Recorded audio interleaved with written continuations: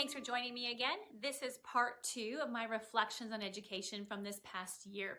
Right? We're taking the moment at the end of 2021 to kind of reflect and say, okay, so what's going on in our schools, what's going on with our students, and what's going on with the education system, and how can we maybe start having discussions about changes that might need to be made.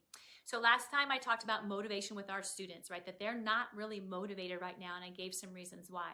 What I'd like to talk about now today is burnout. Right? Lack of motivation is actually a sign of burnout.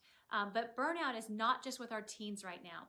Burnout is with our teachers, it's with our administrators, it's with policymakers, it's with everybody. We are all burnt out. And yet what we're doing is asking our teenagers to pour in more work and more effort than they've ever had to do before. We're asking our teachers to pour in way more work and way more effort into educating children who are sometimes in class, sometimes out due to quarantining, sometimes they're there and they can focus, and sometimes they're just burnt out, and we're trying to tell them get everything up to speed. Not to mention how to get them up to speed for the holes that they missed in the previous year, because here's the problem. Education did not take a breath. We believed, and I mean people in the education system believed that, okay, we have to take this year to make up for all the learning loss we've had. Well, how about we just take a minute to assess where our kids are and give them a minute to breathe and acclimate to what we're doing? And this didn't happen. So now you've got teachers who are scrambling because they've been told they have to make sure that learning loss is addressed and learning loss is dealt with. You've got kids who've been told, oh my gosh, last year was just not good enough, even though we promoted you to the next grade, but this year's has to be harder because we have to make up for those holes.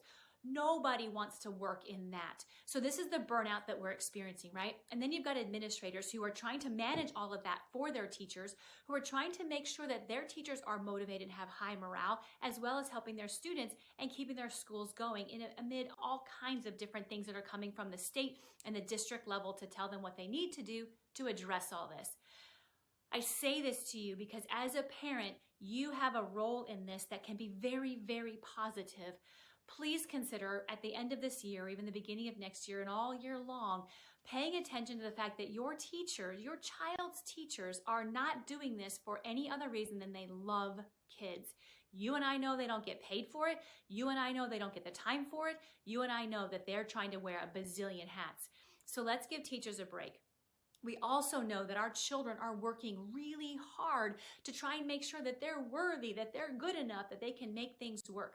This is something to reflect on. How, as parents, can we reinforce that our children are good enough right now, and that what they do in school or don't does not determine whether or not they are good enough?